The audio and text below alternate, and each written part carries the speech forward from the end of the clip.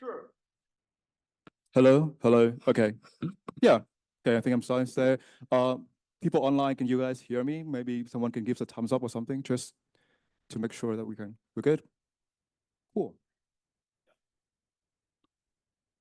All right. So, hey, hi, welcome. I'm Darren. So, last week there was a talk by Mushroom, and I think the discussion was really fun. I have to say in advance that I am a way more obnoxious person, and I am trying to cover a lot of details. So, I unfortunately will have to ask you to hold your question until a question break.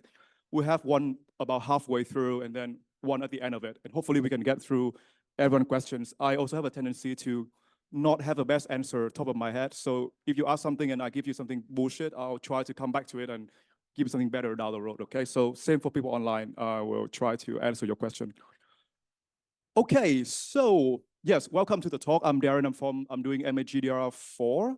So I'm almost done with this. The talk is titled, Why Do We Need More Than One Tabletop Role-Playing Games Anyway? And we talk a bit about design and creativity and how everything sort of links together. So before we begin, simple questions. Who here has played any kind of TTRPG? Just raise your hand if you joined. Okay, great. So we have all the, okay, only TTRPG nerd are here. Oh, okay.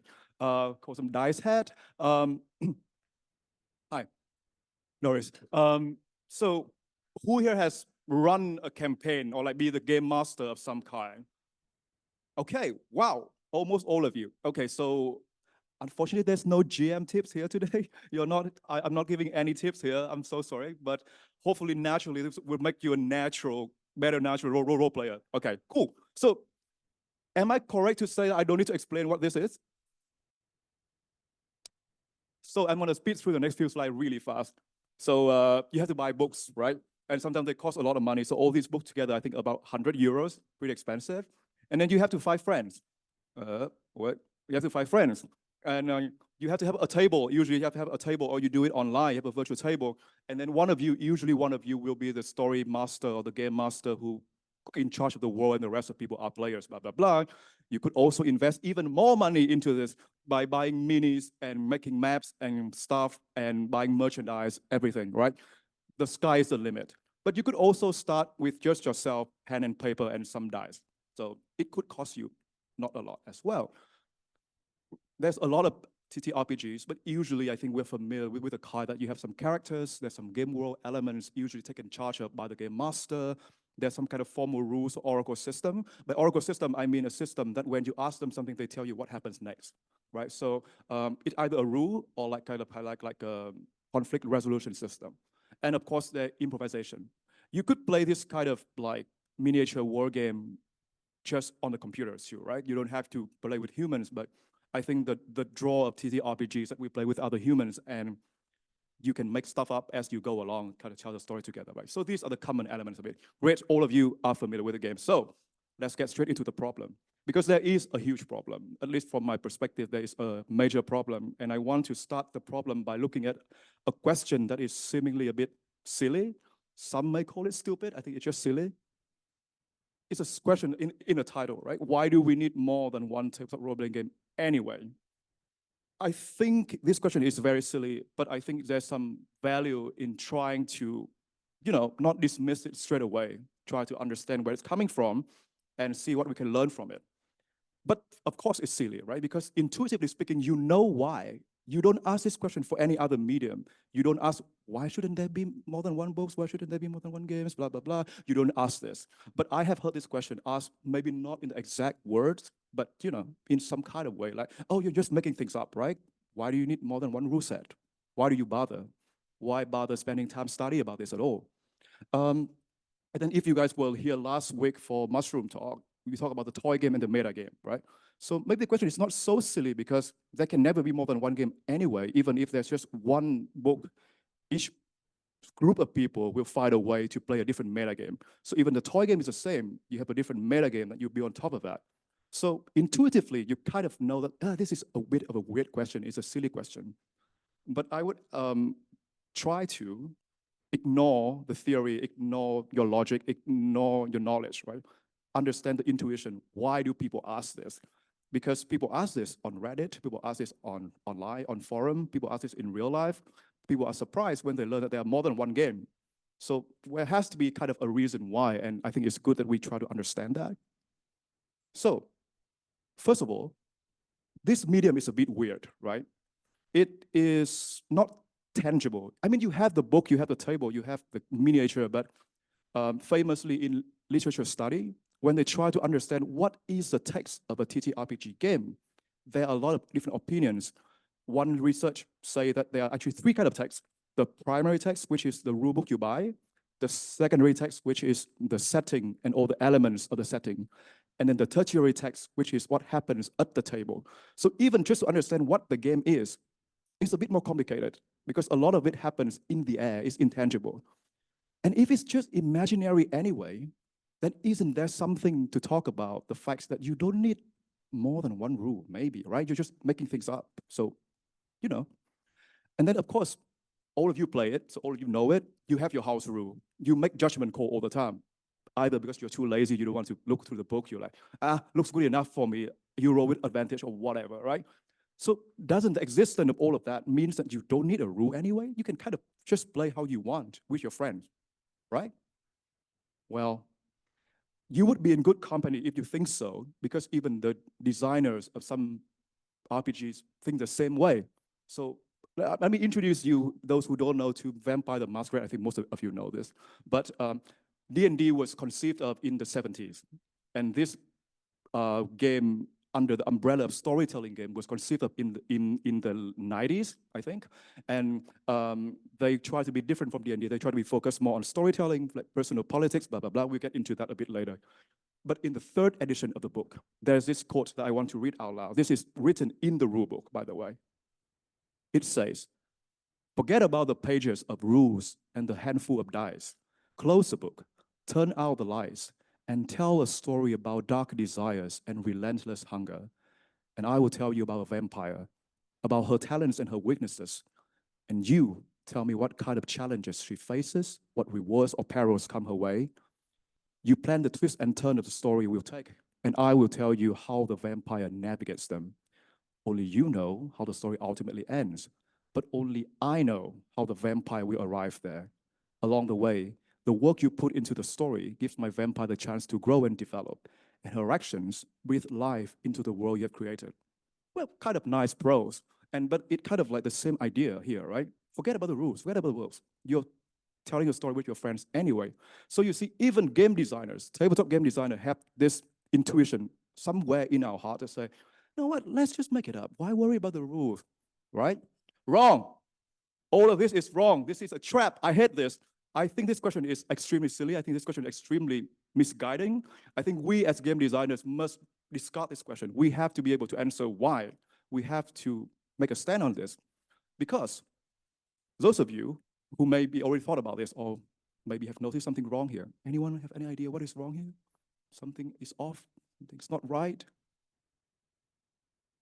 Yes, please. I think there's a mic somewhere. So if you make it up every time, the system is not going to be consistent. Mhm. So you don't feel like you're really in a world with consistent systems. So that's not immersive anymore, I would say. Yeah, and you know what? You know how this paragraph addresses that problem? So these are all the rules. They tell you to close the book and forget about the rules. But these are all the rules. These are all design choices. They want to keep a consistent world of dark desires and relentless hunger, right? These are already rules. You cannot tell me there's no rules and then give me a bunch of rules. These are choices. These don't happen by accident. It's crazy how game designers don't see this. But also game designer is a very relatively new, I think, like profession. So we are learning. So these are all the rules. The earth wasn't created to support this kind of play. These are choices made by man. It's not given by God. So what happens? What happens when we try to break these choices? Things like grow and develop. What is like leveling up, right? Challenges, twists and turns. All of these are built-in assumption of what the hobby has to be. And it doesn't have to be that way. Case in point, the storytelling system is an alterity of D&D. we kind of know what authority is, maybe in game studies theory.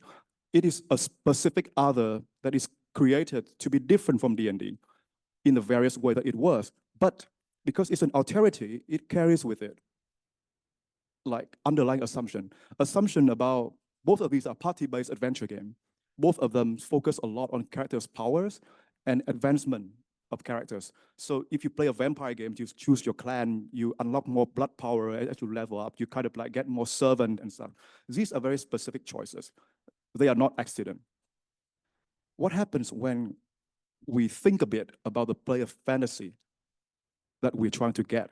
So this is my first answer to this question. By the way, I will provide 3 answers, but they will not be sufficient. There were a lot more answers, but for now I can only do 3.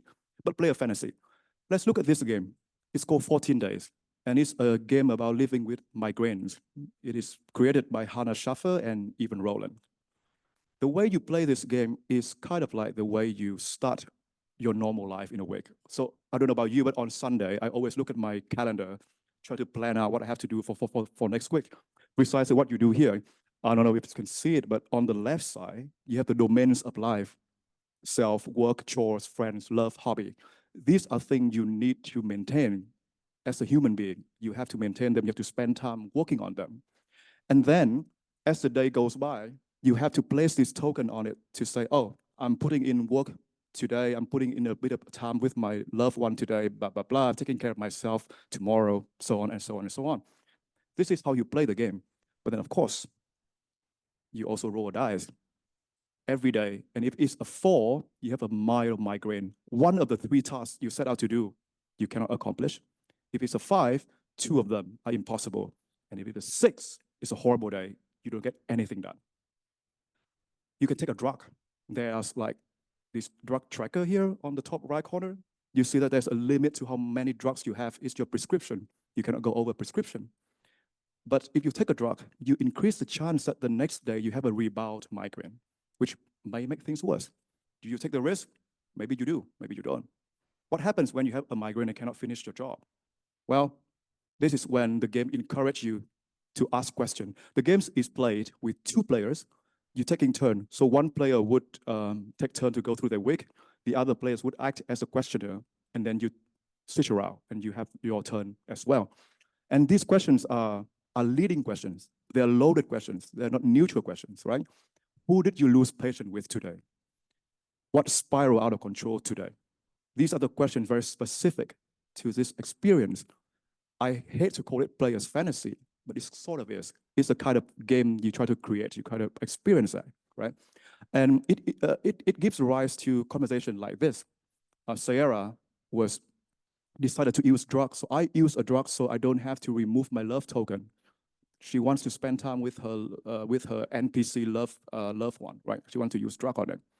So Sarah removed a chore task token for the day and then check off a drug on her calendar.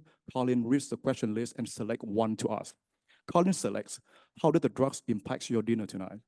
So my girlfriend was actually kind of annoyed that I cooked for her tonight. I was really out of it. And while she appreciated the effort, she kept telling me that I should be in bed resting. Okay, looks like you're halfway through your prescription. Be careful. This is how the game is played. At the end of the game, you may be able to hang on to some of your domains, like work, chores, self, and you can be happy about that, right? I'm still getting 8 hours of sleep a night, and I'm cooking for myself. But at the same time, some other domains will just have to go, just have to be depleted, just how the game is designed. For example, she's not paying her internet bill, so the payment start collecting, and you have these warning emails about getting disconnected. This is a game designed not at all for adventures. This is not an adventures game. None of the things I highlighted previously in that paragraph applies here. There's no character growth, there's no, I mean, mentally speaking, yes, but there's no advancement. This is just served to show that all of these are assumptions that we can do without. The game explicitly tells you that this is designed to give you with a new perspective, try to explain to you how living with migraine and chronic pain feel like. The game also tells you that you will kind of lose. You will feel frustrated, you will feel a bit hopeless about your situation, and that's fine. That's part of the design. And those of you who have taken a class in serious game will know that there's a debrief session as well, because the game is really trying to like give you information about this experience. There's a list of, there's a glossary and information about migraine at the end of the book if you buy it as well. You can use that to share with your friends. Pretty different from what we talked about so far, yeah? So this is my first question. We need more than one tabletop role-playing games because they are very different player fantasy. If we have the intuition to understand that a game like Life is Strange and a game like Call of Duty are different for different reasons, we should and we must have the intuition to understand that a game like D&D and 14 Days are different. We need to get there. We need to be able to understand that just intuitively so we don't ask the silly question again. All right. So I've talked about it for a while now. So first question break. So is anyone have any questions so far until now? Yes, please. I think this mic is. I think it's easier to record it for the. Okay. No, I was just wondering if you played the 14 days yourself? Yes, I have played sadly only once. Okay, because I was just thinking about, does it kind of matter who you play it with? Because I have the feeling if you play it with someone who's open for things, but not too open for the experience, in the end, it's just, okay, yeah, I played 2 weeks, I had a migraine, I didn't do my thing, end of the discussion, you know? Yes. I mean, since I only play once, I can't really tell you what it may be like. My playthrough was pretty okay. But yes, there is always a risk. I think there's always a risk when you enter into a human-to-human interactions. You don't really understand how it will turn out. I would also say when you play a D&D game, there's also always a risk of it turn out to be a horrible game. So yeah, it is a risk. And to me, I kind of okay with that. Maybe because I'm also coming from an improv background and most of the improv that we do sucks. So once in a while you hit a nice one and you remember that for the rest of your life. So, but yeah, I can't claim that you would always have a meaningful experience just by playing it. I think that's also where I think designers are not that powerful. Even though we try our best, you know, games are games. People can have different reactions to them as well.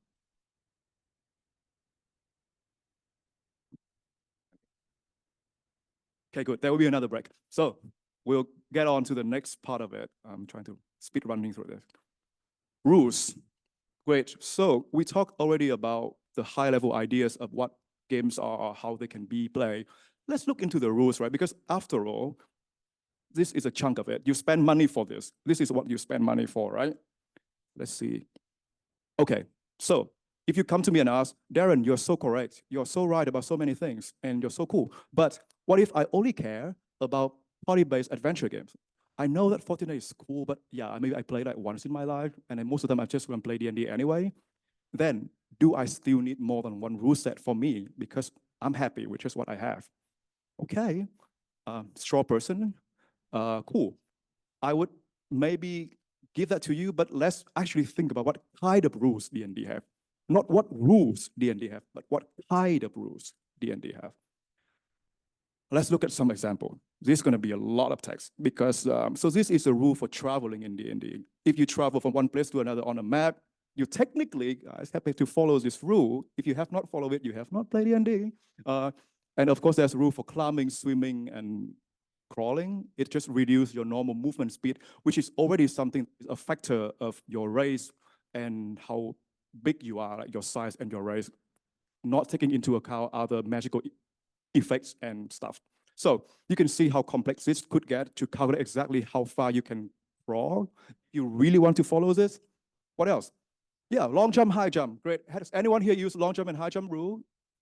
Amazing. Great stuff. What was the experience?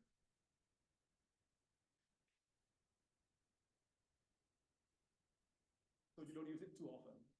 It's okay. Yeah, fair enough. But yeah, so, but you can see a lot of game master, right? Just now, most of you raise your hand. Only maybe 2 or 3 have used a long jump, high jump rule, which is not very normal. It also depends on, have you taken like a run before you jump, or you're just jumping in space? Different rules for that. And of course, there's rule for damage threshold, which is how hard things are. If I use a toothpick and just keep picking in my eyes, I would eventually destroy my eyes. But if I use the same toothpick and just picking here, I would not do anything to this table even after a year of picking on it. This is what damage threshold is. You have to meet a certain threshold to get over the damage. All right.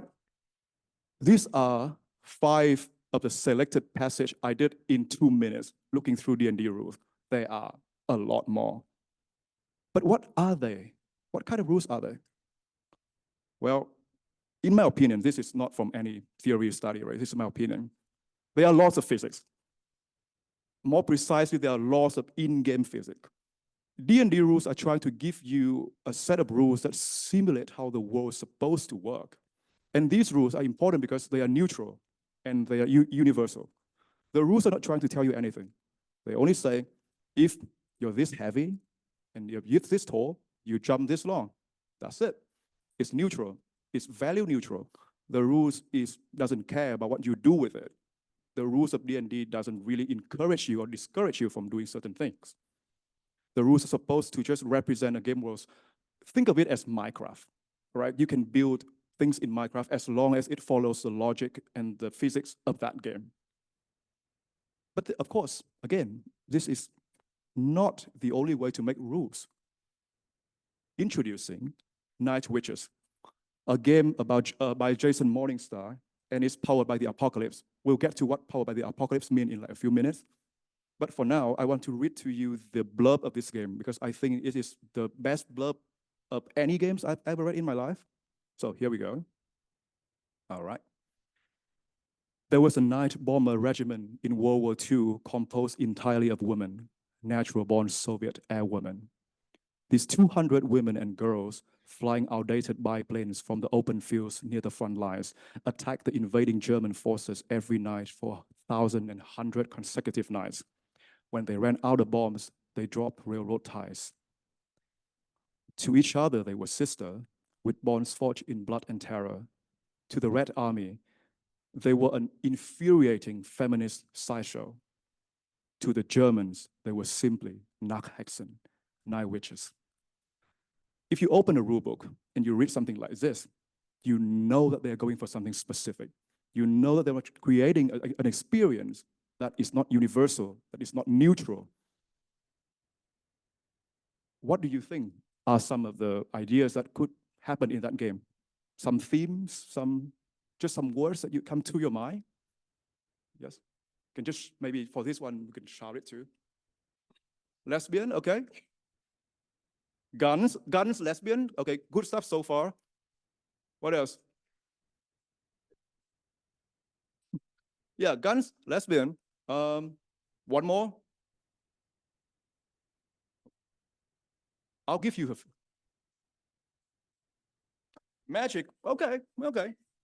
Sexism, very good. Yes. So those are all true. Those are all the things that I think the creator, Jason Morningstar, was trying to create. I put here some of my own. Danger, sacrifice, it's a wartime after all. Camaraderie, right? But also not just a fun kind, but also interpersonal conflict. You might have a bunch of hot-headed people together fighting a war. You're gonna have conflict. There's love, and then of course, queer love, because it's a regiment of women.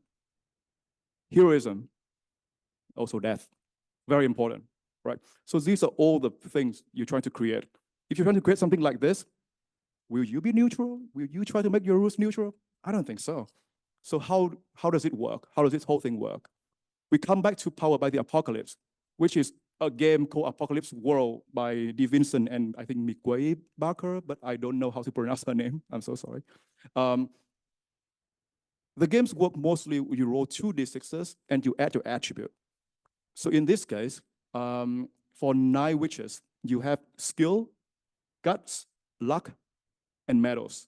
These are your attributes. So not dexterity, not strength, not charisma, but skill, guts, luck, and medals. This is what representing you as a soldier on the field. And then, those of you who have played Settler of Catan or Love Probability, you know that most of the time, if you roll 2d6s and you add them together, 7 to 9 is the most likely combination, right? So the game designer very easily do this. If you roll anything from 6 and below, you fail and suffer a major consequence. 7 to 9, you succeed, but with a minor complication. And anything from 10 plus is an unmitigated success. Usually things turn out well for you. And you can see your attributes from the left usually range from -1 to 1. Sometimes it go to 2, very rarely to 3, which means that most of the time you either fail or succeed with a consequence. This is Apocalypse World, and your only job now as a designer who uses engine is to put all the good stuff into those consequences, because that is what's going to happen all the time. So if you want to have these things, right, put them in those consequences, and they would naturally happen. Easy. Anyone can design this. Example, this is a move. So in Apocalypse World, you don't just do things. Whenever you do something, you follow kind of a ritual, you dance with your game master. When you want to wayfind, you want to fire a target, right? You have to roll a dice, add blah, blah, blah, blah, blah, blah. And these are the potential consequences. Your plane may suffer a mechanical failure, so your plane is damaged. You cannot take it out the next day. They're already waiting for you. So you draw enemy fire, or you're stressed and banked up, and you have to split 2 harms among you and the crew on the plane. So you see the themes of like dangers, sacrifice, heroism, right? Naturally built into the rules. And of course, on the miss, I don't highlight it, but on the miss, the mission might be in danger. You have to risk aborting the entire mission. Of course, that's not great. That's giving the fascists a win, I suppose. But then after you have the move, you have the playbook. A playbook is kind of like a class in D&D, but it's a bit different. It tells you how special you are, how do you bend the rules. So the Hour playbook have an intense navigation ability that you don't have to roll for wayfind. So all of the consequences you just saw, you could overstep that by either taking 1 harm on yourself or do a mark. I'll explain what a mark is in a second. But you can see that this playbook encourages you to take on personal sacrifice for the good of the team. Easy design. So what are mark and harm? Harm is simple. Oh, yeah, so these teams start creeping back in, right? And you can add more. I'm just thinking this is just literally like 2 screenshots from the book. There's so many more. So harm is what? Physical harm. You can die eventually if you take too many harms. But the marks are interesting. They are marks of war. They are how the war scars you, physically or mentally. I highlighted some of my favorite. So you suffer death of a friend or lover. You have to publicly shame a comrade, remember interpersonal conflict, and you have to tell a story of home. These soldiers are human. They want to connect. They want to tell people who they are.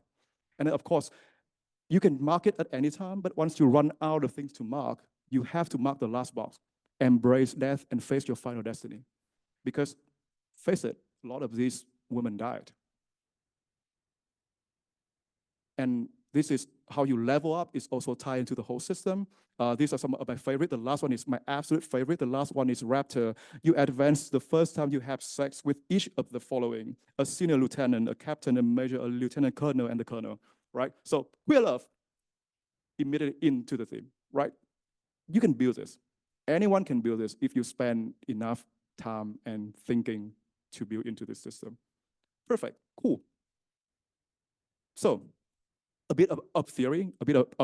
So in this paper called Creativity Rules, How Rules Impact Player Creativity, Bergström in 2012, I'm sorry, I didn't put the year there, but there are a few different kinds of creativity.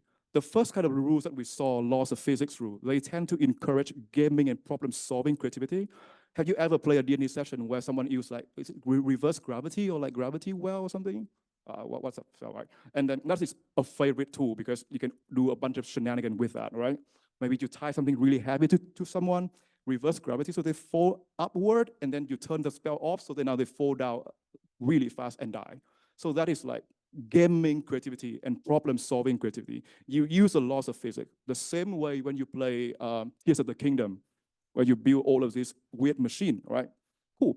But this apocalypse genre of game, where they try to simulate certain experience, they tend to encourage narrative, acting, and game world creativity.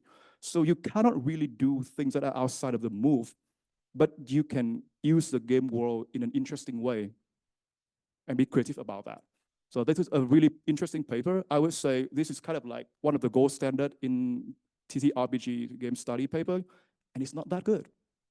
We can do better, so maybe some of you can do better. Okay, this would be my last answer. So my second answer is that we have different rules for different reasons. We have different rules for different experience. Some are neutral, some are targeted, right? Before I go to my last one, question time, question break. Any questions? Cool, let's go. And then we're gonna have a final question break at the end. Material. Okay, I have avoided to decorate my slide with a lot of dice because that's on purpose. Why do we use dice? Shout it out and I'll say into the mic. Chance. Chaos. Chaos. Flair? Flair, yes. Conflict resolution, yes. Great. Yeah, cool. They feel fun. Where? Well, feel fun in your hand, yes. I'm sorry? Physically, they're fun. Yeah, agree. What's so interesting about chance and chaos?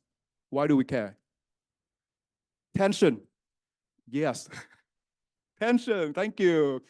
Been waiting for that, yes. I mean, I won't go too much into why tension is fun. I think we kind of understand that as game designers, and chances are fun. But I want to say something about tension. When we see a word like this, as big as this, it's describing a very complex physio, mental, social reaction to something. We have to look a bit deeper into it. Tension is not just one thing. There are many, many, many different kinds of tension. I'll try to demonstrate that right now. Think about the process of dice rolling. I try to break them down into steps, right? You probably start with identifying the dice, gathering the dice, and then you shake them in your hand, where the fun part happens. You roll them on the table or in your dice tower, if you have money. You wait for the dice to finish spinning, and you evaluate the result, right? Where do you think the tension are? Step 1 to 5. 4, yeah? Somewhere else, maybe, as well? Yeah, 5, yeah. I would say 4 is the main one, right? That's dice spinning period is when the tension is the highest. If you watch any actual play, anyone here watch actual play? Raise your hand. Yeah. If sometimes they roll and they have this overhead camera to really zoom into the dice and see how they roll, right? Because that is a selling point. But yeah, you're also right. I think 5, when you calculating the result, because sometimes you're really close, so you, oh, do I have one more from somewhere, right? That's tension. But also when you shake them in your hand, maybe a little bit. I think some people are a bit superstitious. They're shaking in hand and they kind of make a prayer out of it. It's like God of dice. Okay, look at this. This is also like my opinion, by the way. Don't quote this, but I break them down into pre-action, action, and post-action. The rolling of the dice is the action, right? Where does the tension go? The tension go after the action. What does that mean? Have you played dart? Have you played archery? That's the same kind of tension. Yep.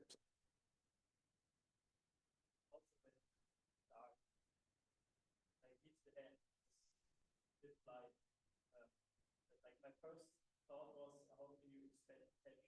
Like first thing that it takes a lot of time for the ball to actually settle in one place, so there's like a lot of tension that builds up. Yes, I'm just going to say again in the mic so that there's some recording. But he brought up the idea of like extending the tension using dice, using a roulette table. Yes, precisely, because roulette take a much longer time for the dice to settle down. Yes, so yes, precisely because the tension lives on that small moment of the dart leaving your fingers or the arrows you let loose, right? This is one very specific kind of tension, and it's good to demonstrate things like, like throwing a spear. Or like, making a bet. This is a good kind of tension to add there. But it's not the only kind of tension. Introducing dread. Has anyone heard of dread? Pretty famous one? Yeah, okay. Couple of people here, yeah. So dread is a horror thriller engine, and it's created by Pedia Ravachol and Nat Wood Elf Barmore. Dread uses a Jenga tower instead of dice. And let's break the Jenga tower down, shall we? You inspect the tower, you poke and choose a block, you try to pull it. Optional, sometimes you may have to rethink and choose another block. So you have to repeat from step 2. Once you've chosen a block, you start to pull it out. And then after you have pulled it all the way out, you wait for the tower to respawn. I would argue that, okay, so yeah, step 1 is pre-action. Anything from 2 to 5, I think is action because you keep touching the block, you keep pulling things out. Only step 6 is post-action. I would argue that most of these are tense as hell, especially towards the end of the game. Yes, Anton, have the mic.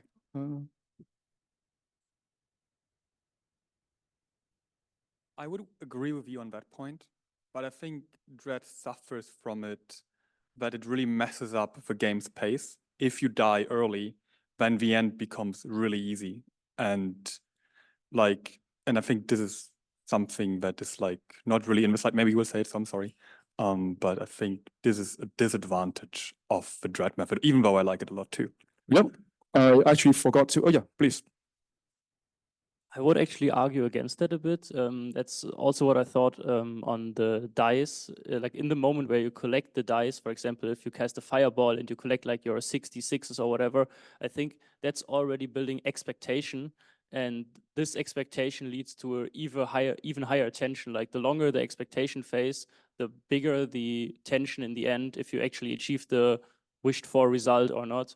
And I would say by inspecting the tower and having it looming over you the whole game long, and it's getting more brittle and brittle the longer you play, this like enables the expectation to really rise into really high heights for then the tension to be even stronger and more intense.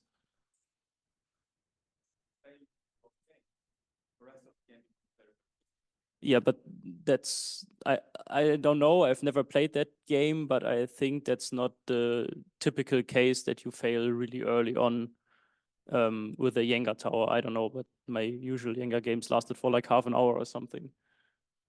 Mm-hmm.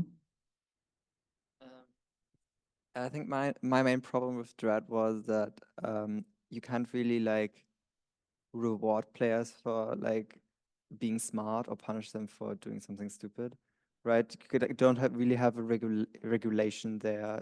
It's every skill check is just go to the Jenga tower. Yep.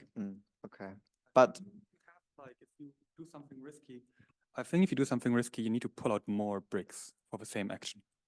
Yeah, I guess so. All right, I'll address these few comments real quick, and then I'll come back to this. Yeah, I want to go back to here, maybe.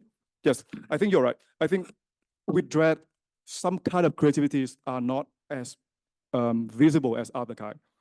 Things like chaining together 5 abilities to do something really cool is not possible in Dread. That's not what the system is built for. I would say Dread, the creativities tend to, I think, come from the more like the narrative creativity, I would say, but mostly like narrative creativity, because you know that everything you do kind of gonna push you closer to death anyway. So the actions are not mechanically very different. It's just what you do in the game world that creates an interesting scenario for you and your friends. So yeah, you're completely right in a sense that things like problem solving or like gaming creativity probably is not as rewarded. Yes, you could make risky action pull more, but that's punishing. It's a bit different from rewarding like a smart play. Would kind of need to make the default 2 or 3, right? Yes, then you can make a And then you 1 can is a make it reward. Yeah. rewarding, right? So if I have time later, we can talk about Dread as well. I think there's some. Yes, and I think you're right as well.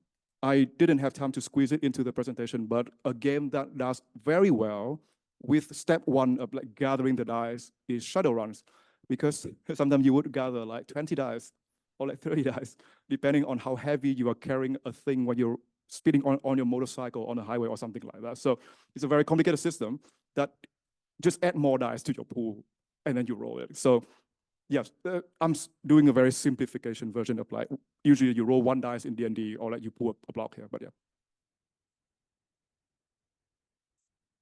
Between Dread and D&D, Yeah. which is why I would argue you can't really compare them, because Dread is about player skill, but D&D and the Night Witches one, they emulate the character skill, because the roll of a dice is completely independent of your skill as a player. Yeah. Whereas in Dread, you can do a lot of things if you're good at Jenga. So it's not really about your character, but it's about you as a player, I would argue. That's not wrong at all. I think because of that, Dread is a horror and thriller engine. When you want to scare people, the smaller the barrier between their characters and themselves are, the scarier it becomes. I think, because when you have a very removed space in between you and your character, it's easy to rationalize it away. You don't get scared as much. Whereas in Dread, whatever you do directly result in whether your characters lives or die. And by the way, so sorry for the people who haven't played Dread. I forgot to say this.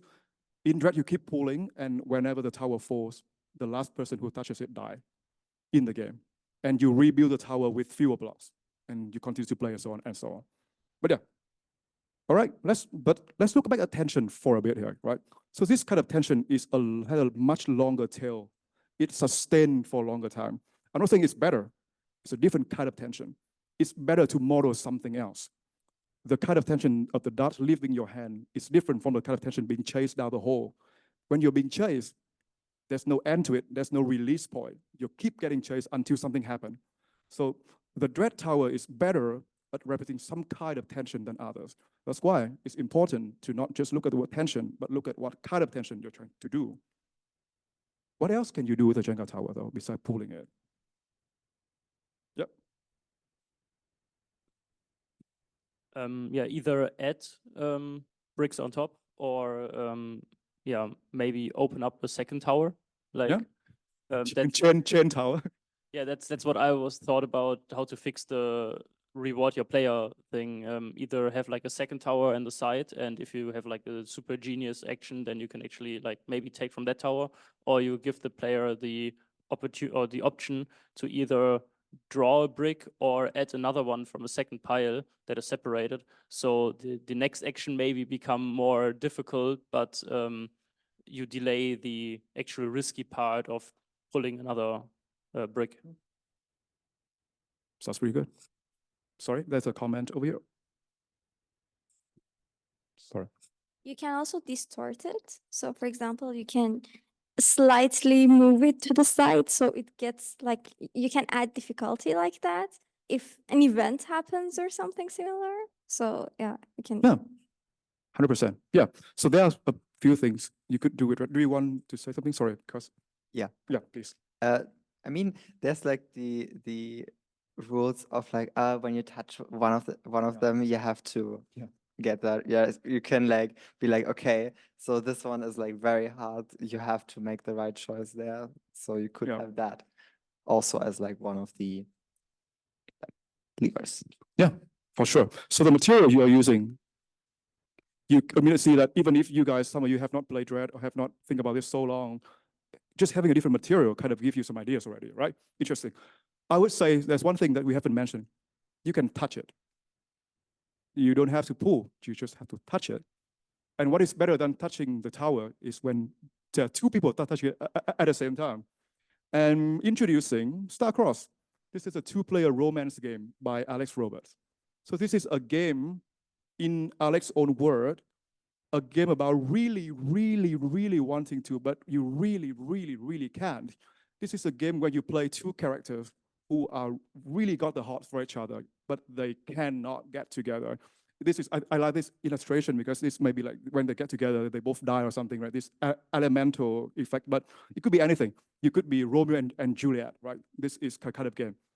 And I'm simplifying the rules a lot here, but there's a rules about talking. And you have to keep touching the tower for as long as your character is speaking. So if you speak in character, you need to touch the tower. Touching the tower is, so this is from the rulebook, by the way, I'm just quoting it. Touching the tower is risky. You may notice that the dialogue can be brief or hushed. Imbue it with implied significance. Enjoy the frustration of never sharing as much as you want to. Pretty genius, in my opinion. The feeling of touching a Dread Jenga tower, a shaky one, the same feeling as talking to your crush, kind of. Pretty good modeling. And then there's a rule about pulling. If your characters touch in the game, if your characters reveal something personal, or if your character confess, you have a pool break. Simple, right? 2 ways you can play with a dread tower. Touch it, pull it. And you already have an intuition of how this may work out in real life. I don't know if I have time to go through the details, but yeah, as simple as that. Right, so that is my third answer. The different materials do completely different things. We're only talking about very simplified die roll today and very simplified Jenga tower today. I would encourage you, you all have played Dread before, there are a lot of like Dread modules created by very cool designers who try to work around the problem with like, if you want to play for longer, how do you make sure that your players don't die in the first like 15 minutes and then the game ends, for example, right? There are some ways that they try to do that. It's no longer just vanilla Dread, I would say, but yeah, cool to check out, I suppose. And cards, for example, are something I don't touch on here, but cards is extremely useful. It gives you the same chance as a dice, but the expectation of waiting for something to come is a lot better because you know you have that card. You just, oh my God, just let me draw it, all right? That is also an interesting thing that you can put your players into. So yeah, materials, important thing. So this brings me to the final words, not for me, but for the presentation. I would like to go back a bit to like, why do I care about all of this? Why do I take time to do this? Why do you use care? Blah, blah, blah. I want to quote this paper by Kristian BJØRKELO. I'm so sorry, I don't know how to say any of these last name, but this paper is targeted mostly to game studies scholars, but I think it's applicable to us as well. He listed 3 reasons why he's so concerned about the dominance of D&D in game study. I did a test as well. I tried to look up game study paper. So few of them actually discuss any other games in any meaningful way. And to me, that's kind of useless because the space covered by this paper is so small compared to the space that exists in the real world with real designers and players. So he listed 3 reasons: D&D as a cultural dominant, Wizard of the Coast and Hasbro as corporate institution, and the mechanics of role-playing games in and of themselves. These are the 3 quotes. Go through really fast. There are games designers out there with an oeuvre of interesting games that can deal with subject matters beyond dungeon crawls and high fantasy of D&D that deserve to be included in game studies' understanding of role-playing games. It is in Wizard of the Coast's interest that as many games as possible use their system, and that D&D becomes the only tabletop role-playing game. Game studies should question and criticize this position and the economic motivation behind it. And lastly, as a games researcher, he believed that what games we play matters. The mechanics of these games matter for how we play them, even how we can play them. And I think this is an important point, how we can play them, because design limits your creativity. You cannot convince me, I wouldn't believe you if you say, you just let your player play 1 million of D&D session. I don't think you ever come up with 9 witches. I don't think you come up with it by accident. It's just in a completely different headspace with design rules and consideration. Games limit what we can play, and I think that is really important. Yes, please.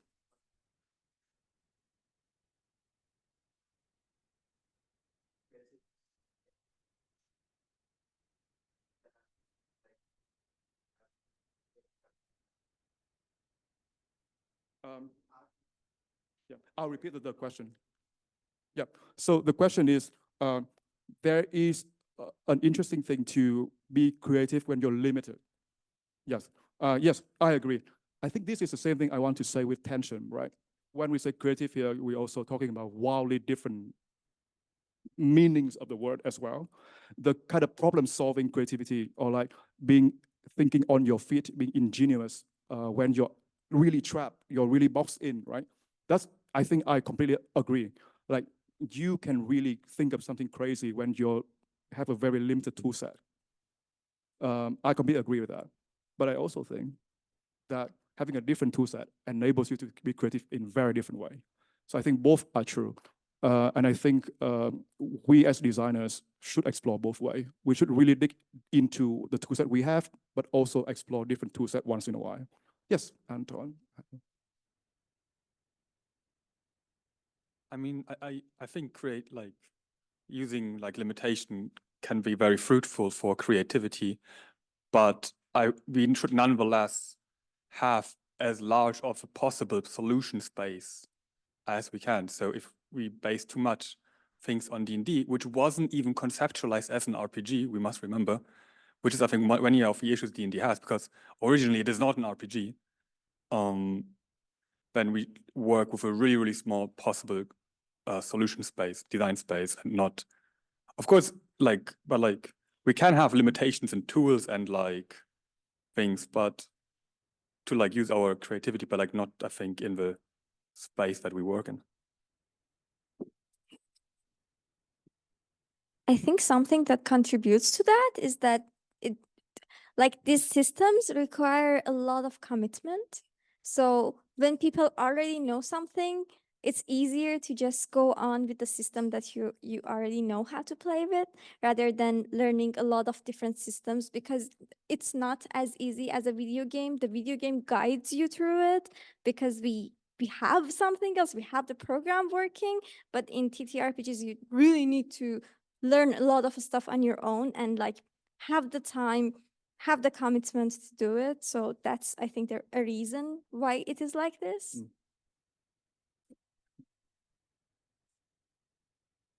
I think the biggest reason for D&D actually being so big is not some quality of D&D itself, but I think just the dominance of the appearance of TRPGs and non-TRPG media of D&D. So most people I know that are getting into RPGs, they say, I want to play D&D because they want to emulate the things they see on Critical Role. They want to emulate what they see in memes. They want to emulate what they see in Baldur's Gate. They want to emulate what they see in the D&D movie. They want to emulate what they see in Stranger Things.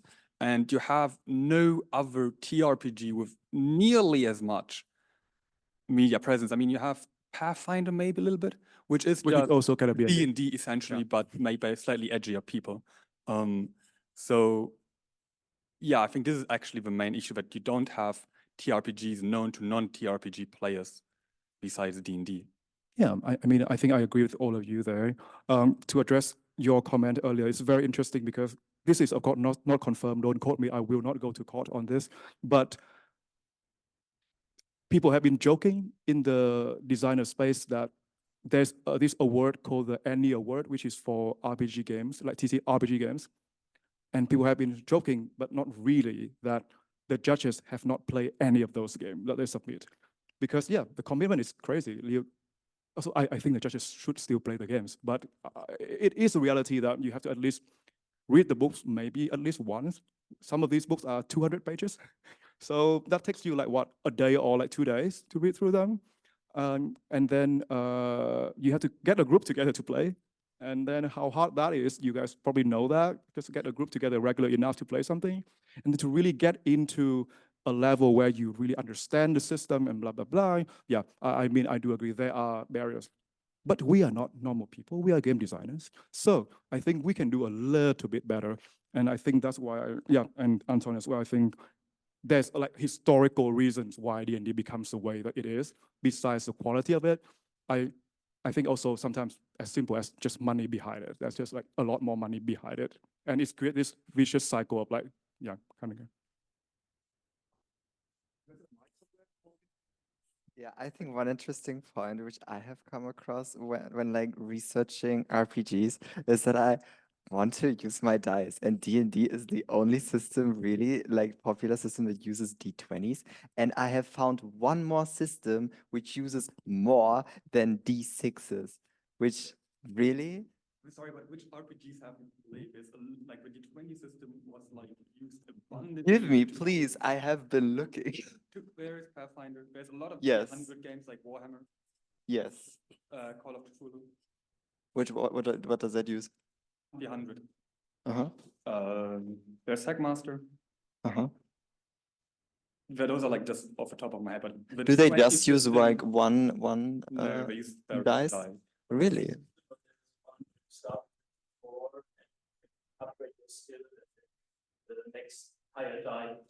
I think it's Cortex Prime, and I have that actually. I have the rulebook with me actually. Yeah, but the D20 system is, I think, the most commonly used system for role. I think It actually so. dominated TRPG since the 2000s. I would say that it used to be very dominant. Now it's a little bit less popular than it used to be, but yeah, but it's still very big. I haven't found one more, but Pathfinder, I guess so, Mm. right? Yes. Sorry, did you have a comment on that? Okay, cool. Yes, please. There's also some RPGs which are very easy to get into and don't even have resolution mechanics. Do you know Paranoia? Yeah. Yeah, so I think this is actually a great game because you don't roll. It's all about social interaction and you being killed as a traitor and being reborn as a clone and being killed as a traitor again. Yes. And I think there's also a really cool unexplored type of RPG genre. Yeah, and also like games, different games are played for different things, right? Like I probably will not play, I will not have a campaign of 14 days. I probably play that games maybe 3 or 4 times in my life with people I really want to experience it with, and that's it. The game is not, doesn't have to be more than that. And but for example, there's some game that is created to support very long form campaign play, like Blades in the Dark, for example. Like you're so easy to just continue playing that game until the end of time because it just naturally generates more content for you as you play. So yeah, again, I don't like D&D, but that's my personal opinion. I think what is more important is that we are aware that there are much more that we can explore and that there are better tools or like just better games that we can use for different occasions. And so these are the reasons why, like Kristian was given this reason. My personal reason why I care is because of spite. I'm a spiteful little creature. I live off of spite. I don't like it when people disrespect my craft. And I'm a game designer. I'm gonna make game design matters because I'm not good at anything else. So I want to really stress the point because I think we are game designers, I mean, mostly video game designers, but also there's a lot of overlap.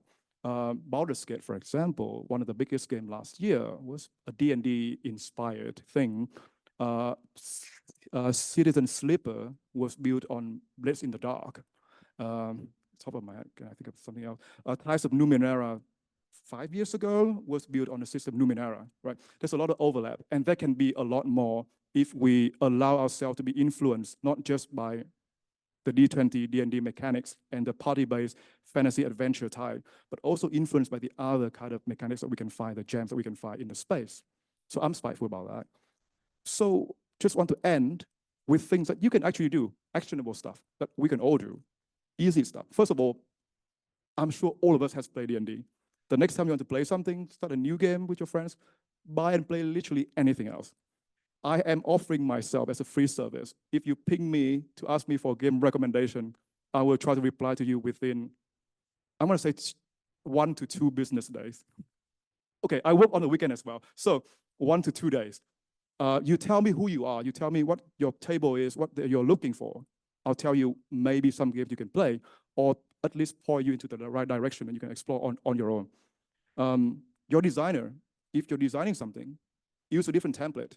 Are you designing your next TTRPG video games? Just use a different template. Be fun, explore something else, copy something else. Even if you're just copy and pasting, copy something else, just for fun. There's these 2 TTRPG media. Queencast is the guy from Shut Up and Sit Down. If you play board games, you probably know his channel. So now he has a channel that he reviews RPGs. And Rascal News is a very new, very young online magazine. You have to subscribe. They don't have a lot of free article because they don't live off ads. They are trying to live off like a personal subscription. But they're covering the whole industry and the design stuff. I think supporting media is very important for video games as well. We have to support independent video game media. That is another topic I'm talking about on another day. Podcast, One Shot Podcast and My First Dungeon are the 2 podcasts that make the point of introducing new system almost every month or season. My First Dungeon has a session 0 episode with every system they introduce, where they talk to the creator, where they explain how the system should be played, and so on and so on. All right, so these are the things we can do. Yes, please. Now So the things we can do as game designers, I also have another suggestion. Yes. So I think it's really like a concern that it takes so much time and commitment to learn a new TTRPG system. So I would say if you want to design one as a game designer, maybe it's good to make one that's easy to learn. and or at least easy to start with. So you would have, I don't know, 10 pages at most that the players can already start the game with. And then if they want to dive more deeper into it, you would have additional content for them rather than making a 500-page book that people have to like really be into it to commit to. Yeah. Yes, thank you. Greta, I will respond to that real fast, and then we'll get to your question. Have you guys know of Grant Howitt? So Grant Howitt is a designer that he used to do this one-page RPG for like a long time. He published like, I think 20 of them, and each of them is just literally one page. I don't think they are that diverse, but they are a great start to just very quickly look into what you can accomplish on just one page of RPG. So Grant Howitt is the name of the guy. Yes, Greta. Yeah, no, I just wanted to give the hint to everybody that since this is one of my lectures called RPG and Me, which of course is only for the designers, which doesn't mean that the others can't join, but thus maybe not all the programmers and artists are aware. Not only is there spaces where you will find a huge list of interesting role-playing games, of course, from the past, but especially also from the present, including one-page sheets, but also things like old school Renaissance, which is also something that happens, games without a game master, which is a new movement that happened. And also a great source is actually my office, because for the purpose of this seminar, I printed, for example, Lasers and Feelings. This is a one-page one where that simulates Star Trek, breaks down Star Trek into simple rules that can all be displayed in one page, and then you can have a Star Trek-like experience with all the Romans and all the beaming. Also, I have in my office, which I can very much recommend, which is one of the, I would even call it a subgenres, which is goblin-focused. There are a lot of great RPGs that have focus on goblins and goblins' special ability of constantly producing chaos but not dying. Which makes it super user-friendly, especially for beginners, because you can try everything and you can have loads of fun. Actually, I think, Anton, you played with us even in a lecture, right? So we just spent once a whole lecture just playing that game to get everybody onboarded.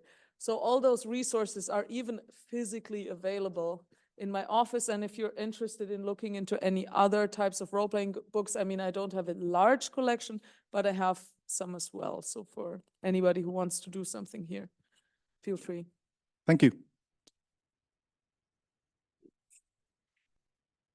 Also, for step one, I would like to have some shameless self-advertisement because it's on topic.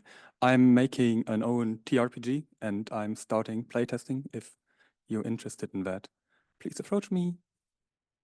Perfect. I'm also gonna, I'm delaying my thesis, but my thesis is also gonna be on TTRPG because this is what I dream about at night. So I'm also gonna make a game. So eventually I will also need playtesters. But yeah, Anton, you get it first, and then eventually I will get them. Yeah, this is a reference of all the things I talk about. Thank you. I think that's it for the end. But I think, do we have like 5 minutes? Great. There will be time for question. I already prepared a slide, so I'm just gonna go through it really fast. Like lightning round games recommendations. Let's go. So, Powered by the Apocalypse, there are 2 games. The first one is Bluebeard's Bride, and the second one is Thirsty Sword Lesbian. These, again, remember that these Powered by the Apocalypse are genre simulation. You're trying to drive your player toward a certain feelings and experience. On the first game, it is a game of feminine gothic, feminine horror. You play through the story of Bluebeard's, the folk tale, and then it's an experience of the horrors that is done on to the woman by society and by her domestic life. Thirsty Sword Lesbian is about thirsty sword lesbian. So if you are into that, play that game. Next, yes, more unconventional design. Dialect is a game about developing a dialect because you're part of a community that got cut off from the rest of the world. You start to develop your own words. Words mean different things. And then the game, eventually, you will be forced to rejoin the world and how your community then integrate back with that. Yes, please. Is Dialect similar to Ook, where you play like a person from the Stone Age and you roll an intelligence factor and that determines how many words you know, and most of them are like Ook and and like... They are similar in the sense that there are games about languages, but dialects, you have your full modern day understanding of language. You just develop your own culture and your own words because of your culture changes. So let's say if you're stranded in a space station, right? Maybe the word for home become blue because every time the blue light shines on Earth, that reminds you of home. So when you think blue, you think of home, things like that. So Okay. yeah, cool. Alice is Missing. Has anyone played Alice is Missing? Very famous game recently, especially during the COVID. Okay, do you need players? Anyway, so this is a game where you don't talk. You play through a text chat because one of your friends is missing, and you have a group chat where you discuss what happened to them, right? Very interesting stuff. Next, Possum's Creek game. I didn't have time to do this, but Greta mentioned no game, no dice, no master. This is one of the biggest. It has been there for a while, but it's picking up traction these days. And Jay Dragon from Possum Creek game is one of the designer that I'm really like following, and they make amazing games. Slip Away is a no die, no master game where you play at a camp.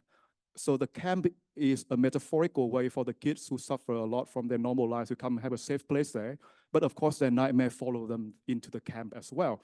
And this is no die, no master. It's very interesting design because how do you make things happen when there's no die, there's no resolution, right? I would recommend looking into that. Jay Dragon also designed Wonder Home. It's a game about just wandering. So even one of the very beginning of the talk, I talk about design assumptions, and there's this idea that the story will end. Even that is not true. In Wonder Home, the story doesn't end. It doesn't matter. The game is not about arriving anywhere. It's just about the journey.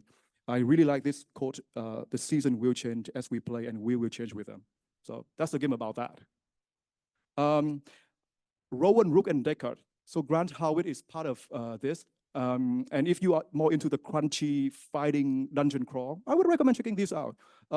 They are very interesting design and pretty lethal game, but the lethality comes in very different flavors. It's not just HP and you go down, you die.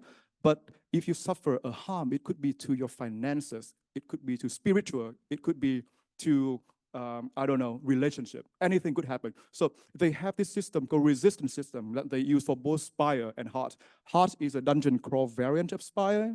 So yeah, check that out. So yeah, that's it. These are my lightning round recommendation. But of course, I'm available to be asked about what games might fit your group at any point of time. Thank you very much. And now I think it just opened up fully to question and discussion. Thank you.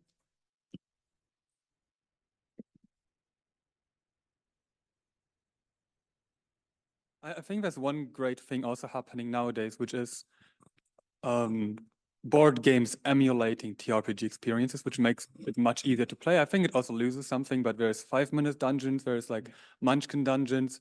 There's also the German language, The Adventures of Robin Hood, which is more like a choose your own adventure thing. And you pull stones from a like bag for resolution mechanics. And it even has like some crude AI behavior. And there's Descent too, which I have not yet to play, but I have it. Yeah, I have played Descent actually. So you can keep that for the audience maybe. You kind of have. But yeah, board games simulating TTRPGs or like just encourage you to role play a bit more. I think it's very cool. Yes, drawing stone from a bag, also extremely interesting material play. In a way similar to card, but something about reaching into a bag and draw something else feels a bit different. So yeah, I haven't played any straight up TTRPG game with the stone in the bag mechanics, but it's a very common one in board games. And yeah, cool stuff. And thing you add to the bag stuff. So let's say over time you did enough bad stuff, you start adding the bad stone to the bag, and the bag represents the state of the world. The world get more chaotic, get more evil, get more dangerous as you go, or like get better as you go, and you remove bad things from it. It's a very interesting way to represent the game world as well. Cool. Anyone else has anything? Otherwise, we can go home and sleep. Oh, okay. Yes.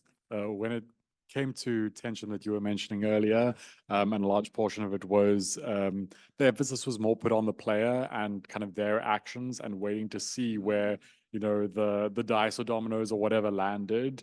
But I felt like that didn't take into account at all how much information about their decision in their action was actually revealed to them. For example, like a dice score to beat, often in games such as D&D, the Yep. DM doesn't reveal immediately what the score to beat is in order to land the blow successfully or make the saving throw. And how much do you think keeping that knowledge hidden or making that knowledge available to the player before the roll actually influences the amount of tension?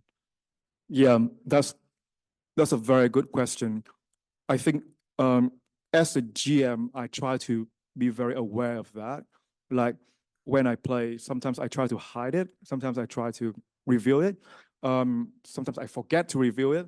But I think there is a system, I forgot which one, but the system forces you to reveal every difficulty number. If you keep it a secret, you have to reward your player with like a toy to do one of their abilities or something later on. So the system assume a certain level of like base tension, and then you flip it. You're like, now I don't reveal it. So the contrast is also important. I think maybe keeping it all the time can also give this sense of like, I'm not really sure what's going on. Maybe I have to really read into the GM's word of his description of like how dangerous this guy looks. Maybe I can use it to like estimate a number, right? Or you choose to always reveal it, and then suddenly you bring it back. So I think that's also play with tension. I think a lot of this also a big topic that I'm also not really an expert in, which is just like player psychology. Like I always do this intuitively. I think I have a pretty decent grasp of like how to manipulate player psychology, but I'm sure there are like existing research in psychology, game design psychology, that can be applicable here. How much information do you reveal? When do you withdraw it? How do you signal dangers? So for example, a very cool way to signal dangers in Blades in the Dark, for you to just put a clock on the table and not say anything, and just start ticking it. So things like that, right? So I think those things is a bit harder to do in video games. Oh, well, they do that in Season Slipper too. They just put a clock there and say like, once it fill up, something will happen. And you're like, the fuck? But yeah. So great question. My quick answer is, I think a give and take of that is probably a way to manipulate the tension the best. Always hiding it is interesting, but I don't really see that. I don't think I've seen anything that explicitly tell you to always hide it. Yeah, and always reveal it. I have seen one, but they also say when you hide it, give something back to the player. Yeah, I mean, in my personal experience, just with my regular play group, both in campaigns that I've run and ones that I've played in, it almost feels like there's not quite a puzzle-solving aspect, but an element of discovery. For example, when you're fighting a new type of enemy or facing a new type of skill challenge, and Yes. part of the fun is in waiting to see who actually rolls to beat the armor class or, roll a skill check above a certain level to actually succeed. And then you all finally have a vague grasp of what's needed. Yep. And sometimes the first player to succeeds by far more than is necessary. And that almost artificially raises the tension, because then you're all like, oh crap, I need a 28 to succeed in this task, and anything lower can still fail. Yep. Whereas, before that, they might have just been assuming that 20 or something works fine. So I think, yeah, there's definitely a lot of value in it. But I like your answer, having the contrast there is probably more important than having either or. It's utilizing both efficiently really showcases the strengths and weaknesses of both and heightens them too. Yeah, I mean, I do trust on D&D for a lot of reasons, but I think that process of like fighting the AC of the new monster, or like fighting what it is resistant to, or like weak against, it's pretty fun. I think like we like that in video games too, right? You meet a new boss and you like hack into it, and it's like the health bar go down so slowly, so you have to switch out a new weapon to try to hit it. Like if you play Elden Ring, so you have experiences, right? So yeah, I think that process is actually pretty fun. And if your game is about overcoming this monster, that system worked perfectly. I think it's just like I think there's a very good Monster Hunter game that is it is based on Powered by the Apocalypse, but the idea is that it's narrative based, so it's not like you just start doing things to the monster, but it will never take damage until you find a weak point of it. But the weak point is more like narrative point. So you could be like, oh, maybe I describe a chimera or like a hydra with like 3 heads. And then a player will attack the left head. And then I say, you attack the left head, nothing happened or something like that. So there's also that process of like finding out the weakness and how exactly do you hit the monster. It can also be done even in a system without like TN or difficulty rating as well. I think that the psychology can be bring over to that. Ooh. Ooh, yay. Oh. Great, no question though, that's good. Thank you. All right, yep, good night, thank you.